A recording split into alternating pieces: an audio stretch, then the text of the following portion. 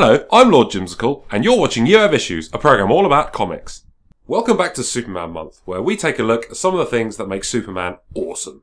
Sadly, not everybody shares our point of view of the character. I understand Superman might not be everybody's cup of tea, but we frequently hear the same boring complaints about the character that make no sense whatsoever. Let's have a look at some of them. People who moan about Superman being an upstanding guy think they're intelligent, but actually they just sound like an overgrown version of the class bully who hated the smart kids.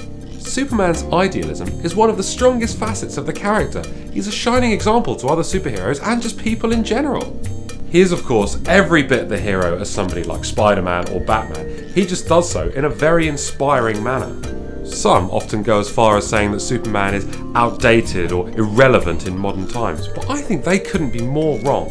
Having a positive outlook on life is not something that's old-fashioned. A superhero does not have to have angst to be effective. If you can't enjoy a superhero story without nitpicking supposed character flaws to justify it, then I think you need to find a new genre, because superhero comics clearly are not for you.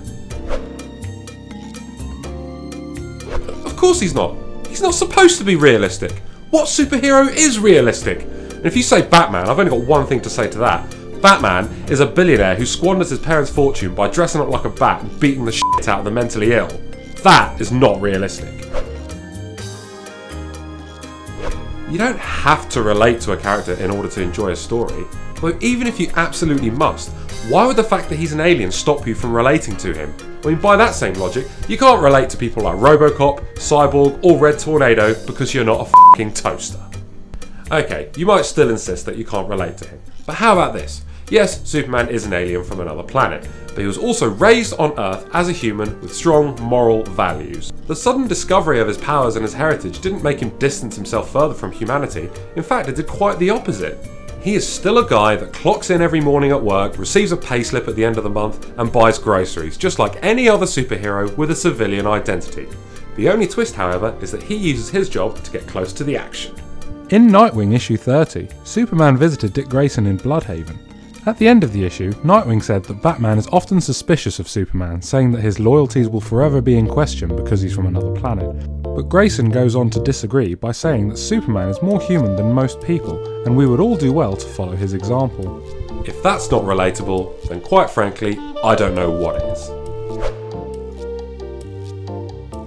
Another criticism of Superman is that readers dislike him because they think he's too powerful. The strength of his powers has never been something that stopped me from enjoying a Superman story.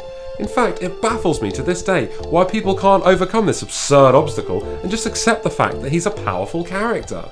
Marvel's cosmic hero Silver Surfer is arguably a lot more powerful than Superman, and people have no problem accepting that. But then these same people often argue that Marvel's heroes are more fallible and flawed and relatable. Again, I don't need a character to be flawed to enjoy their stories.